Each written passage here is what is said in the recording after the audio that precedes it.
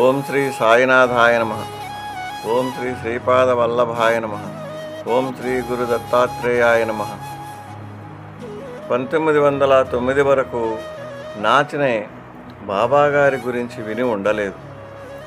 1909లో ఇతని పెద్దన్నగారు బొంబాయిలోని బాజేకర్ హాస్పిటల్లో గొంతు దగ్గర శస్త్రచికిత్సకై చేరాను. నాచినే కుటుంబం అంతయు దహనలో కలరు. అందరూ ఆందోళనతో ఉండిరి. శస్త్రచికిత్స రోజు ఒక సాధువు నాచినే ఇంటికొచ్చి 2 రొట్టె ముక్కలు పెట్టండి అని ప్రార్థించాను. నాచినే ఆ సాధువును లోపలికి పిలిచి భోజనం ఏర్పాటు చేయించాను. నాచినే వదినగారు వడ్డించుచుండిరి. బెండకాయ కూర సాధు సత్పురుషులకు పెట్టకూడదేమో అనుకొని ఆమె వెయ్యలేదు. కానీ సాధువు ఊరుకొనక బెండకాయ కూర అడిగి వేయించుకొని తిన్నెను.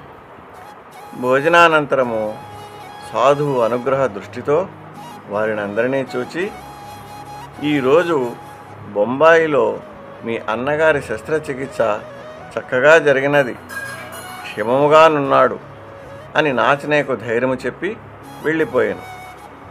అదే రోజు నాచినే స్నేహితుడు హరిబాబు ఎం ఫన్సే వచ్చి, శ్రీ సాయిబాబా గారి అనుగ్రహం వలన మీ అన్నగారి శస్త్రచికిత్స బాగుగా జరిగి ఉండును అని పలికారు. ఆ క్షణం వరకు నాచినే బాబాగారి పేరైనను విని ఉండలేదు. అంతకు మునుపే ఫన్సే బాబాగారి మహిమల నెరిగి వారి ఆశ్రితుడై ఉండెను.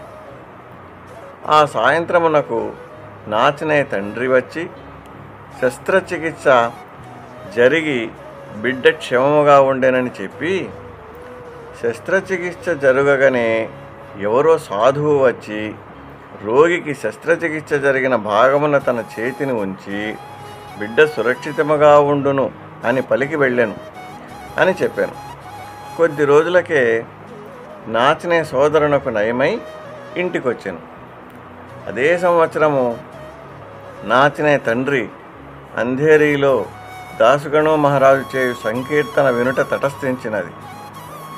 బాబాగారు దత్తాత్రేయ అవతారమనియు ఈశ్వరశక్తి సమర్థత గల దైవమనియు అపార దయా సముద్రులనియు దాసుగణు వివరించి చెప్పిడివారు.